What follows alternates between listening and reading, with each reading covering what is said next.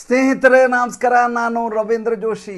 ವೈಶ್ವಿಕ ಮಟ್ಟದಲ್ಲಿ ಬಹಳಷ್ಟು ಬೆಳವಣಿಗೆಗಳಾಗಿದ್ದಾವೆ. ಆದರೆ ನಾವು ಪಶ್ಚಿಮ ಬಂಗಾಳದ ಚುನಾವಣೆಯ ಆ ಧಾವಂತದಲ್ಲಿ ಹೆಚ್ಚು ಆದ್ಯತೆಯನ್ನು ಅದಕ್ಕೆ ಕೊಡಲಿಕ್ಕೆ ಸಾಧ್ಯ ಆಗಿಲ್ಲ.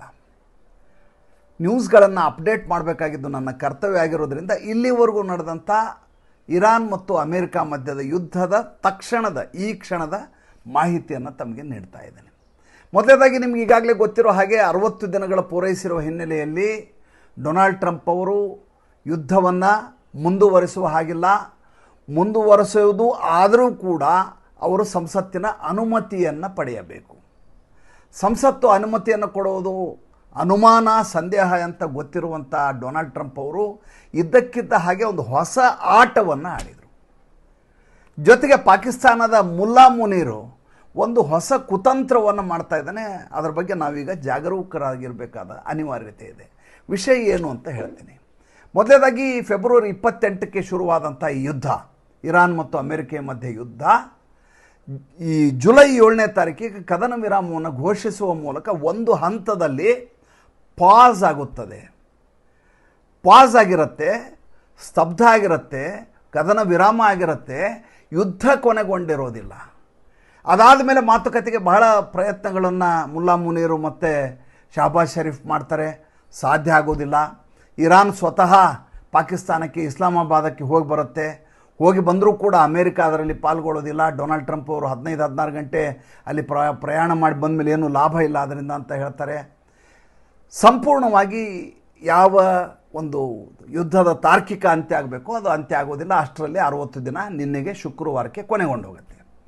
ಈ ಕೊನೆಗೊಂಡ ಸಂದರ್ಭದಲ್ಲಿ ಈ ಯುದ್ಧದ ಸ್ಥಿತಿಗತಿ ಏನು ಅನ್ನುವುದನ್ನು ರಿಪಬ್ಲಿಕನ್ ಪಕ್ಷದ ಮತ್ತು ಅಲ್ಲಿಯ ರಾಷ್ಟ್ರಾಧ್ಯಕ್ಷರಾದ ಡೊನಾಲ್ಡ್ ಟ್ರಂಪ್ ನೀಡುವುದು ಅನಿವಾರ್ಯ. ಏನಾಗಿದೆ ಅಂತ ಅದಕ್ಕೆ ತಮ್ಮ ರಕ್ಷಣಾ ಸಚಿವರಾದಂಥ ಪೀಟ್ ಹೆಗ್ಸತ್ ಮೂಲಕ ಒಂದು ಪತ್ರವನ್ನು ಕಳಿಸ್ತಾರೆ ಕಾಂಗ್ರೆಸ್ಗೆ.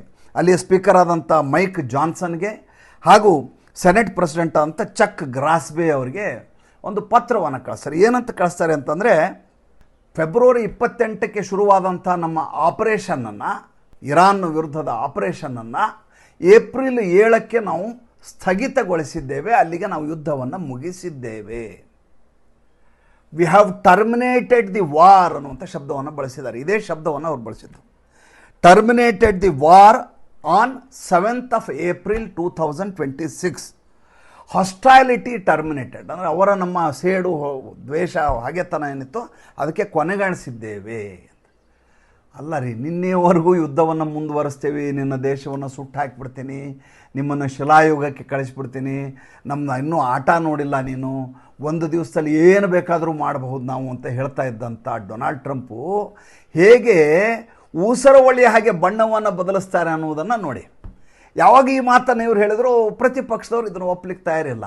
ಅವ್ರು ಹೇಳ್ತಾರೆ, ನೀವು ಯುದ್ಧವನ್ನು ಮುಗಿಸಿದ್ದೀರಿ ಅಂತ ಹೇಳ್ತೀರಿ, ಅಲ್ಲಿ ಸ್ಟ್ರೇಟ್ ಆಫ್ ಹಾರ್ಮೋಸ್ ಮುಂದೆ ಯಾಕೆ ನಮ್ಮ ಯುದ್ಧ ನೌಕೆಗಳು ನಿಂತಿದ್ದಾವೆ, ಅಲ್ಲಿ ಯಾಕೆ ನೀವು ಬಂದ್ ಮಾಡಿ ಕೂತಿದ್ದೀರಿ? ಅದರ ಅರ್ಥ ಯುದ್ಧ ಮುಂದುವರಿದೆ ಅಂತಲೇ ಅರ್ಥ. ಬ್ಲಾಕೇಡನ್ನು ಮಾಡದೆ ಹೋಗಿದರೆ, ಬ್ಲಾಕೇಡನ್ನು ತೆರವುಗೊಳಿಸಿದರೆ, ನಮ್ಮ ಎಲ್ಲ ಮಿಲಿಟರಿ ಸೇನೆಯನ್ನು ವಾಪಸ್ ಕರೆಸ್ಕೊಂಡಿದ್ರೆ ಅದು ಯುದ್ಧ ಅಂತ್ಯ ಆಗಿದೆ ಅಂತ ಅರ್ಥ. ನೀವು ಅಲ್ಲಿ ಬ್ಲಾಕೇಡ್ ಹಾಕಿದಿರಿ, ಇರಾನ್ನವರು ಎಲ್ಲಿಯೂ ಸಂಚಾರ ಮಾಡಲಾರ್ದ ಹಾಗೆ ಶತ್ರು ರಾಷ್ಟ್ರದವ್ರ ಮೇಲೆ ನೀವು ಪ್ರಹಾರವನ್ನು ಮಾಡ್ತಾಯಿದ್ದೀರಿ, ಇಲ್ಲಿ ಬಂದು ಹೌಸ್ ಸ್ಪೀಕರ್ ಮೈಕ್ ಜಾನ್ಸನ್ ಅವರಿಗೆ ಪತ್ರವನ್ನು ಕೊಡ್ತಾ ಇದ್ದೀರಿ, ಇದನ್ನು ನಾವು ಒಪ್ಕೊಳ್ಳಿಕ್ಕಾಗೋದಿಲ್ಲ, ಇದು ಸುಳ್ಳು ನೀವು ಮಾಡ್ತಾ ಇರೋದು ಅಂತ ಪ್ರತಿಪಕ್ಷದವರು ತರಾಟೆಗೆ ತೆಗೆದುಕೋತಾರೆ. ಡೊನಾಲ್ಡ್ ಟ್ರಂಪ್ಗೆ ಇದೆಲ್ಲ ಹತ್ತೋದಿಲ್ಲ, ಅದು ಬೇರೆ ವಿಚಾರ. ಈ ಮಧ್ಯೆ ಇನ್ನೊಂದು ಬೆಳವಣಿಗೆ ಆಗುತ್ತೆ. ಏನು ಬೆಳವಣಿಗೆ ಏನಂದರೆ, ಯಾವ ಒಮಾನ್ನವರು ಫೆಬ್ರವರಿ 26ಕ್ಕೆ 25-26ನೇ ತಾರೀಕು ಯುದ್ಧ ಶುರುವಾಗೋಕ್ಕಿಂತ 2 ದಿವಸ ಮುಂಚೆ ತಮ್ಮ ನೇತೃತ್ವದಲ್ಲಿ ಸಂಧಾನವನ್ನು ಮಾಡಲಿಕ್ಕೆ ಸಿದ್ಧರಾಗಿದ್ದರು. ಆವಾಗ ಎಲ್ಲ ಕಂಡೀಷನ್ಗಳಿಗೂ ಕೂಡ ಇರಾನ್ ಒಪ್ಪಿಗೆಯನ್ನು ಕೊಡುವ ಹಂತದಲ್ಲಿತ್ತು. ಆ ಸಂದರ್ಭದಲ್ಲಿ ಇದ್ದಕ್ಕಿದ್ದ ಹಾಗೆ ಆ ರೀತಿಯದಾದಂಥ ಮಾತುಕತೆಯನ್ನು ಮುರಿದು ಹಾಕಿ ಯುದ್ಧವನ್ನು ಶುರು ಮಾಡಿದ್ದು ಡೊನಾಲ್ಡ್ ಟ್ರಂಪ್. ಈಗ ಮತ್ತೆ ಇರಾನು ಈ ಒಮಾನ್ನ ಮೀಡಿಯೇಷನ್ಗೆ ಮಧ್ಯೆ ಬಂದಿದೆ. ಇಷ್ಟು ದಿವಸ ಇಸ್ಲಾಮಾಬಾದ್ ಟಾಕ್ಸ್ ಅಂತೇನು ಶಹಬಾಜ್ ಶರೀಫ್, ಮುಲ್ಲಾ ಮುನೀರ್ ಹೇಳ್ತಿದ್ರು, ಅದನ್ನು ಬದಿಗೆ ತಳ್ಳಿ ಪಾಕಿಸ್ತಾನಕ್ಕಿಂತ ಆಗಬಹುದಾದ ಸರ್ವಸಮ್ಮತವಾದ ರಾಷ್ಟ್ರ ಯಾವುದಾದ್ರೂ ಇದ್ದರೆ ಅದು ನಮಗೆ ಒಮಾನು. ಒಮಾನ್ ಅವರು ಮಧ್ಯಸ್ಥಿಕೆಯನ್ನು ಮಾಡಿ ನಮ್ಮ ಈ ಸಮಸ್ಯೆಯನ್ನು ಬಗೆಹರಿಸಬೇಕು. ಯಾಕೆ ಬಗೆಹರಿಸಬೇಕು ಅಂದರೆ ಅವರ ಇಷ್ಟೂ ತೈಲ ಏನಿದೆಯಲ್ಲ, ಕಚ್ಚಾ ತೈಲವನ್ನು ಎಕ್ಸ್ಪೋರ್ಟ್ ಮಾಡ್ತಾರಲ್ಲ, ರಫ್ತು ಮಾಡ್ತಾರಲ್ಲ, ಅದು ಸ್ಟ್ರೈಟ್ ಆಫ್ ಹಾರ್ಮೋಸ್ ಮೂಲಕ ಈಗೇನು ಬ್ಲಾಕೇಡ್ ಮಾಡಿದೆಯಲ್ಲ ಅಮೆರಿಕ, ಅದರ ಮೂಲಕವೇ ಚೈನಾಗೆ ಪಾಸ್ ಆಗಬೇಕು. ಚೈನಾಗೆ ಹೋಗುವಂಥ ಒಟ್ಟು ಕಚ್ಚಾ ತೈಲದ ಪ್ರಮಾಣ 80% ಇರಾನ್ನಲ್ಲಿ ತಯಾರಾಗುವ ಕಚ್ಚಾ ತೈಲ, ಒಟ್ಟು ಸಂಸ್ಕರಿತ ಮತ್ತು ಕಚ್ಚಾ ತೈಲ 80% ಆ ಮೂಲಕವೇ ಹೋಗಬೇಕು. ಬ್ಲಾಕೇಡ್ ಹಾಕಿರೋದ್ರಿಂದ ಆರ್ಥಿಕವಾಗಿ ಭಾಳ ದುಸ್ಥಿತಿಯಲ್ಲಿ ಈಗ ಇರಾನ್ ಇದೆ. ಹೀಗಾಗಿ ಅದಕ್ಕೆ ಅನಿವಾರ್ಯವಾಗಿ ಹೇಗಾದರೂ ಮಾಡಿ ಅಮೆರಿಕ ಜೊತೆ ಸಂಧಾನ ಮಾಡ್ಕೋಬೇಕಾದ ಅಗತ್ಯತೆ ಇದೆ. ಆ ಸಂಧಾನ ಮಾಡ್ಕೊಳ್ಳಿಕ್ಕೆ ಒಂದಷ್ಟು ಷರತ್ತುಗಳನ್ನು ಒಮಾನ್ ಮೂಲಕ ಕಳಿಸಲಾಯಿತು. ಡೊನಾಲ್ಡ್ ಟ್ರಂಪ್ ನೋಡಿದ್ರು, ತೊಗೊಂಡು ಡಸ್ಟ್ಬಿನ್ನಿಗೆ ಎಸೆದು ಹೇಳ್ತಾರೆ, ಅವ್ರು ಫ್ಲೋರಿಡಾಗೆ ಹೋಗ್ತಾಯಿದ್ರು. ಫ್ಲೋರಿಡಾದಲ್ಲಿ ಒಂದು ಪಾರ್ಟಿಯಲ್ಲಿ ಪಾಲ್ಗೊಳ್ಳಿಕ್ಕೆ ಹೋಗ್ತಾಯಿದ್ರು. ಹೇಳಿದರು, ನಾವು ಹೇಳ್ದಂಗೆ ಕೇಳಿ, otherwise they will go to hell, we will bomb them ಅಂತೇಳಿ. ನರಕಕ್ಕೆ ಹೋಗಲಿ ಅವರು, ಇದು ನಮ್ಮ ಮಾತನ್ನು ಕೇಳಲಿಲ್ಲ ಅಂತ ನರಕಕ್ಕೆ ಹೋಗಲಿ ಅಂತೇಳಿ ಹೋದರು. ಅಲ್ಲಿಗೆ ವಿಷಯ ಮುಗಿಯೋದಿಲ್ಲ. ವಿಷಯ ಅದಲ್ಲ. ವಿಷಯ ಏನು? ತಾಂತ್ರಿಕವಾಗಿ ಕಾನೂನುಬದ್ಧವಾಗಿ ಅಮೆರಿಕ ಈಗ 60 ದಿನಗಳ ನಂತರ 61ನೇ ದಿವಸ ಯುದ್ಧ ಮಾಡೋ ಹಾಗಿಲ್ಲ. ಆದರೆ ಅವರ ಮಿತ್ರ ರಾಷ್ಟ್ರಗಳು ಇರಾನ್ ಮೇಲೆ ದಾಳಿ ಮಾಡಬಹುದಲ್ಲ. ಯೋಚನೆ ಮಾಡಿ ಹೇಗಿದೆ ಅನ್ನೋದು. ಹೀಗೆ ಊಟ ಮಾಡೋದನ್ನು ಕಿವಿ ಮೂಲಕ ಊಟ ಮಾಡೋದು, ಹಿಂದ್ಗಡೆಯಿಂದ ಊಟ ಮಾಡೋದು, ಆ ರೀತಿಯದಾದಂಥ ಒಂದು ದೊಡ್ಡದಾದಂಥ ತಂತ್ರಗಾರಿಕೆಯನ್ನು ಅಮೆರಿಕ ಮಾಡಿದೆ. ಏನು ಮಾಡಿದೆ? ಅದು ತನ್ನಲ್ಲಿರುವಂಥ ಶಸ್ತ್ರಾಸ್ತ್ರಗಳನ್ನು ಸುಮಾರು 2 ಹಡಗುಗಳು, ಹಲವಾರು ವಿಮಾನಗಳ ಮೂಲಕ ರಾಶಿ 6500 ಟನ್ನಿನಷ್ಟು ಯುದ್ಧ ಸಾಮಗ್ರಿಗಳನ್ನು ಇಸ್ರೇಲಿಗೆ ಕಳಿಸಿಕೊಟ್ಟಿದೆ. ಯಾವಾಗ ಕಳಿಸಿಕೊಟ್ಟಿದೆ? ಮೊನ್ನೆ ಆಚೆ ಕಳಿಸಿಕೊಟ್ಟಿದೆ. ಶುಕ್ರವಾರ ದಿವಸ ಇದು 60 ದಿವಸದ ಅಂತ್ಯ ಆಗತ್ತೆ. ಯುದ್ಧದ 60 ದಿವಸಗಳ ಅಂತ್ಯ ಆಗತ್ತೆ. ಹಾಗಂತ ಅಲ್ಲಿಯ ವಾರ್ ಪವರ್ ಆ್ಯಕ್ಟ್ ಅಂತ ಇದೆ ಅಲ್ಲಿ ಅಮೆರಿಕದಲ್ಲಿ. ವಾರ್ ಪವರ್ಸ್ ಆ್ಯಕ್ಟ್ ಪ್ರಕಾರ ಪವರ್ ಇರೋದು 60 ದಿವಸ ಮಾತ್ರ. ಯಾವುದೇ ಒಂದು ದೇಶದ ಮೇಲೆ ನೀವು ಆಪರೇಷನ್ಸ್ ಮಾಡಬಹುದು. ಅದಾದಮೇಲೆ ನೀವು ಸಂಸತ್ತಿನ ಪರ್ಮಿಷನ್ ತೊಗೋಬೇಕು, ಕಾಂಗ್ರೆಸ್ಸು ಸೆನೆಟು. ಡೊನಾಲ್ಡ್ ಟ್ರಂಪ್ ಏನು ಮಾಡ್ತಾರೆ? ನೇರವಾಗಿ 6,000 ಟನ್ ಶಸ್ತ್ರಾಸ್ತ್ರಗಳನ್ನು, ಯುದ್ಧ ಸರಕನ್ನು, ಮಿಲಿಟರಿ ಜೀಪ್ಗಳು, ಏನೇನಿದೆ ಎಲ್ಲವನ್ನು ಇಸ್ರೇಲಿಗೆ ಕಳಿಸ್ಕೊಟ್ಬಿಡ್ತಾರೆ. ಇಸ್ರೇಲ್ ಏನು ಮಾಡಿದೆ? ಗುರುವಾರ ಮತ್ತು ಶುಕ್ರವಾರ ದಕ್ಷಿಣ ಲೆಬನಾನ್ ಮೇಲೆ ದಾಳಿಯನ್ನು ಮಾಡಿದೆ. ದಕ್ಷಿಣ ಲೆಬನಾನ್ ಮೇಲೆ ದಾಳಿ ಮಾಡಿ 15 ಜನ ಹಿಜ್ಬುಲ್ಲಾ ಉಗ್ರರನ್ನು ಹೊಡೆದಾಕಿದೆ. ಹಲವು ಹಳ್ಳಿಗಳನ್ನು ಆಕ್ರಮಿಸಿಕೊಂಡಿದೆ. ಇಸ್ರೇಲ್ ಹೇಳ್ತಾ ಇದೆ, ನಾವು ಯುದ್ಧವನ್ನು ನಿಲ್ಲಿಸಿಯೇ ಇಲ್ಲ, ನಮಗೆ ಯಾವುದೇ ರೀತಿಯದಾದಂಥ ಯುದ್ಧ ವಿರಾಮ ಅನ್ನೋದಿಲ್ಲ, ನಮ್ಮದು ಮೊದಲಿಂದ ನಡೀತಾ ಇರೋದು ಲೆಬನಾನ್ ಮೇಲೆ ಹಿಜ್ಬುಲ್ಲಾ ಉಗ್ರರ ಮೇಲೆ ದಾಳಿ ಮಾಡೋದನ್ನು ನಾವು ನಿಲ್ಲಿಸಿಲ್ಲ, ನಮ್ಮ ಯುದ್ಧ ಮುಂದುವರಿತಾ ಇರ್ತದೆ ಅಂತ. ಇದು ಅಮೆರಿಕೆಯ ಸಂಸತ್ತಿಗೆ ಸಂಬಂಧ ಇರುವ ವಿಚಾರ ಅಲ್ಲ. ಇದು ಇಸ್ರೇಲಿನ ಸಮಸ್ಯೆ. ಆದ್ದರಿಂದ ಡೊನಾಲ್ಡ್ ಟ್ರಂಪ್ ನೋಡಿ, ಇಲ್ಲಿವರೆಗೂ 1,15,600 ಟನ್ನಿನಷ್ಟು 1,15,600 ಟನ್ನಿನಷ್ಟು ಯುದ್ಧ ಸಾಮಗ್ರಿಗಳನ್ನು, ಸರಕುಗಳನ್ನು ಇಲ್ಲಿಯವರೆಗೂ ಯುದ್ಧದಲ್ಲಿ ಇಸ್ರೇಲಿಗೆ ಕಳಿಸಿಕೊಟ್ಟಿದ್ದಾರೆ. 10 ಹಡಗುಗಳಲ್ಲಿ ಮತ್ತು ಹಲವು ಯುದ್ಧ ವಿಮಾನಗಳಲ್ಲಿ ಅದನ್ನು ಟ್ರಾನ್ಸ್ಪೋರ್ಟ್ ಮಾಡಲಾಗಿದೆ, ಎಕ್ಸ್ಪೋರ್ಟ್ ಮಾಡಲಾಗಿದೆ. ಅದನ್ನು ಇಟ್ಕೊಂಡು ಇಸ್ರೇಲ್ ಯುದ್ಧವನ್ನು ಇಷ್ಟು ದಿವಸ ಮಾಡ್ತಾ ಇತ್ತು. ಈಗ ಮತ್ತೆ ಎಲ್ಲ ಈ ರೀತಿಯಾದಂಥ ಆರ್ಟಿಲರಿಗಳನ್ನು ಕಳಿಸಿರೋದ್ರಿಂದ ಇರಾನ್ ಇದ್ದಕ್ಕಿದ್ದ ಹಾಗೆ ಅಲರ್ಟ್ ಆಗಿದೆ. ಎಲ್ಲಿ ತನ್ನ ಮೇಲೆ ದಾಳಿ ಆಗುತ್ತೋ ಅನ್ನೋ ಕಾರಣಕ್ಕೆ ತನ್ನ ಡಿಫೆನ್ಸನ್ನು ಗಟ್ಟಿಗೊಳಿಸ್ಕೋತಾ ಇದೆ. ಈ ಮಧ್ಯೆ ಈತನ ಕತೆ ಏನು? ಯಾರು? ಮುಲ್ಲಾ ಮುನೀರ್. ಯಾವ ವ್ಯಕ್ತಿ ಆಪರೇಷನ್ ಸಿಂಧೂರ್ ಸಂದರ್ಭದಲ್ಲಿ ಸೋತಿದ್ದರಿಂದ ಆತ ಫೀಲ್ಡ್ ಮಾರ್ಷಲ್ ಆದನೋ, ಆ ಮುಲ್ಲಾ ಮುನೀರ್ಗೆ ಈಗ ಒಂದು ದೊಡ್ಡ ಮಹತ್ವಾಕಾಂಕ್ಷೆ ಏನಂದರೆ, ಆತ ಪಾಕಿಸ್ತಾನದ ಅಧ್ಯಕ್ಷನಾಗಬೇಕಂತೆ.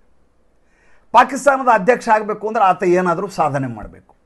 ಆತ ಇಷ್ಟು ದಿವಸ ಸಂಧಾನಕಾರನಾಗಿ ಅಮೇರಿಕ ಮತ್ತು ಇರಾನ್ ಮಧ್ಯೆ ಓಡಾಡ್ತಾ ಇದ್ದ.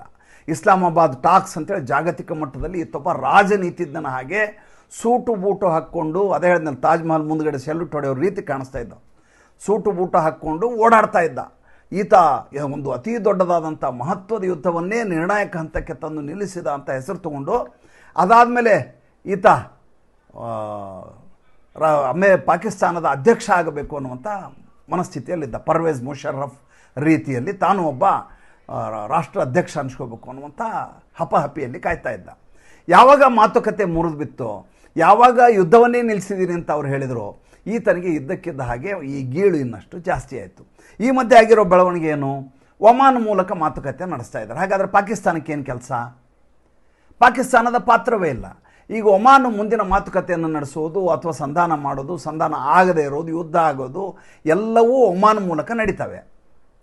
ಹಾಗಾದರೆ ಏನು ಮಾಡಬೇಕು? ಮತ್ತೆ ನಾನು ಜಾಗತಿಕ ಮಟ್ಟದಲ್ಲಿ ಚಾಲ್ತಿಗೆ ಬರಬೇಕು ಮತ್ತು ಡೊನಾಲ್ಡ್ ಟ್ರಂಪ್ ಅವರ ವಿಶ್ವಾಸವನ್ನು ಗಳಿಸಬೇಕು ಅಂದರೆ ಹೇಗೆ ಪಹಲ್ಗಾಮ್ ದಾಳಿಯನ್ನು ಮಾಡಲಾಯಿತು ಅದೇ ರೀತಿ ಇನ್ನೊಂದು ಅಂತಾರಾಷ್ಟ್ರೀಯ ಮಟ್ಟದಲ್ಲಿ ಭಾರತದ ಮೇಲೆ ಕಾಶ್ಮೀರದಲ್ಲಿ ದಾಳಿ ನಡೆಸಿ ತಾನು ಮತ್ತೆ ಮುಂಚೂಣಿಗೆ ಬರಬೇಕು, ಭಾರತದ ವಿರುದ್ಧ ನನ್ನ ಹೋರಾಟ ನಿಂತಿಲ್ಲ ಅನ್ನೋದನ್ನು ಸಾಬೀತುಪಡಿಸಬೇಕು.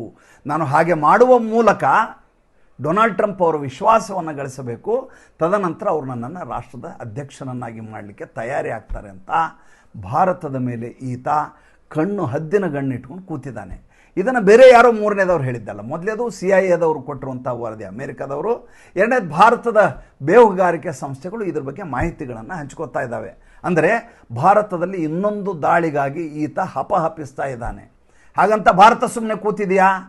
ಭಾರತದ ದುರಂಧಗಳು ನಿರಂತರವಾಗಿ ಪಾಕಿಸ್ತಾನದಲ್ಲಿರುವಂಥ ಉಗ್ರರನ್ನು ಯಾವುದೇ ಆಪರೇಷನ್ ಹೆಸರಿಲ್ಲದೆ ದಿನಕ್ಕೊಬ್ಬರನ್ನು ಹೊಡಿತಾ ಇದ್ದಾರೆ. ಮನೆಯಲ್ಲಿ ಕೂತವನು ಹೊಡೆದಾರ್ರಿ. ನಿನ್ನೆ ಮನೆ ಒಳಗಡೆ ಕೂತವನು ಕಾಯಿಪಲ್ಯ ತರಲಿಕ್ಕೆ ಹೋಗಿಲ್ಲ, ಮಸೀದಿಗೆ ಹೋಗಿ ನಮಾಜ್ ಮಾಡಲಿಕ್ಕೆ ಹೋಗಿಲ್ಲ, ಪೇಟೆಗೆ ಅಡ್ಡಾಡ್ಲಿಕ್ಕೆ ಹೋಗಿಲ್ಲ, ಮನೆಯಾಗಿದ್ದವನು ಹೊಡೆದು ಹಾಕಿದ್ದಾರೆ. ಆ ರೀತಿಯಾದ ದಾಳಿಯನ್ನು ಭಾರತ ಈ ಕಡೆಯಿಂದ ದುರಂಧರ ಮೂಲಕ ಯಾರು ಮಾಡ್ತಾಯಿದ್ದಾರೋ ಗೊತ್ತಿಲ್ಲ. ಇವರು ಏನು ಹೇಳ್ತಾರೆ ಅದಕ್ಕೆ, ಅನಾಮಿಕ ವ್ಯಕ್ತಿಗಳು, ಅಜ್ಞಾತ ಬಂದೂಕುಧಾರಿಗಳಿಂದ ದಾಳಿ ನಡೀತಾನೆ ಇದೆ. ಈಗ ಮುಂದಿನ ಈಗ ಕೆಲಸ ಇಲ್ಲ. ಈಗ ಮುಲ್ಲಾ ಮುನೀರ್ಗೆ ಯಾವುದೇ ರೀತಿಯ ಚಟುವಟಿಕೆಗಳಿಲ್ಲ, ವೈಶ್ವಿಕ ಮಟ್ಟದಲ್ಲಿ ಇಲ್ಲ, ದೇಶದಲ್ಲಂತೂ ಇಲ್ಲವೇ ಇಲ್ಲ. ಹೀಗಾಗಿ ಭಾರತದ ಮೇಲೆ ಕಣ್ಣಿಟ್ಕೊಂಡು ಕೂತಿದ್ದಾನೆ. ಇನ್ನು ಇರಾನ್ ಮತ್ತು ಅಮೇರಿಕ ಯುದ್ಧ ಏನಾಗತ್ತೆ ಅನ್ನೋದರ ಬಗ್ಗೆ ನಾಳೆ ಸ್ಪಷ್ಟವಾದ ಮಾಹಿತಿ ಲಭ್ಯ ಆಗುತ್ತೆ. ಮತ್ತು ಮುಂದಿನ ಸಂಚಿಕೆಯಲ್ಲಿ ಹೊಸ ವಿಷಯಗಳನ್ನು ಹೇಳ್ತೀನಿ. ಈ ಸಂಚಿಕೆ ಹೇಗೆ ಅನ್ನಿಸ್ತು ದಯವಿಟ್ಟು ತಿಳಿಸಿ. ನಮ್ಮ ಮುಕ್ತ ಪತ್ರಿಕೋದ್ಯಮಕ್ಕೆ ಆರ್ಥಿಕವಾಗಿ ಬೆಂಗಾವಲಾಗಿ ನಮಸ್ಕಾರ.